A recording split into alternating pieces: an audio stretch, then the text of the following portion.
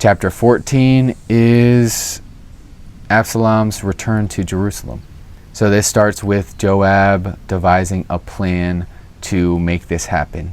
Joab knows David the best. He's the commander of David. And he knows that David longs to see Absalom, his son. So he devises a plan. He goes to Tekoa.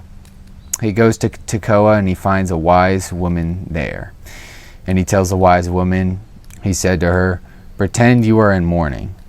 Dress in mourning clothes and do not use cosmetic lotions. Act like a woman who has spent many days grieving for the dead. Then go to the king and speak these words to him."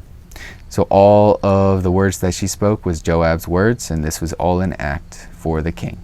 So the woman of Tekoa goes to King David and falls at his feet to show him respect. And she says, "Help me, my majesty. What is troubling you?" "I'm a widow and my husband is dead. My 2 sons got into a fight and one struck the other dead, and now the town is now trying to kill my other son, who is the only burning flame left in my life. May you help me."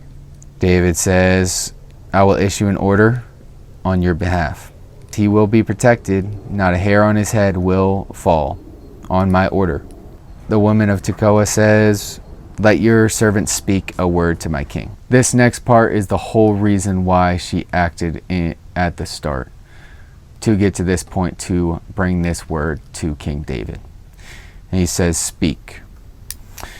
And the woman says, "Why then have you devised a thing like this against the people of God?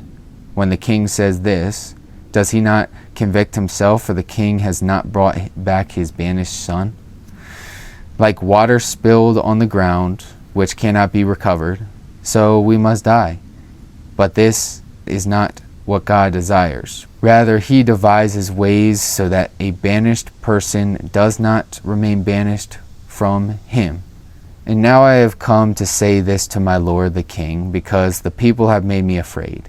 Your servant thought, I will speak to the king, perhaps he will grant his servant's request. Perhaps the king will agree to deliver his servant from the hand of the man who is trying to cut off both me and my son from God's inheritance." And now King David replies and says, "Do not refuse to answer my next question. Is the hand of Joab in all of this?" He knows Joab too well.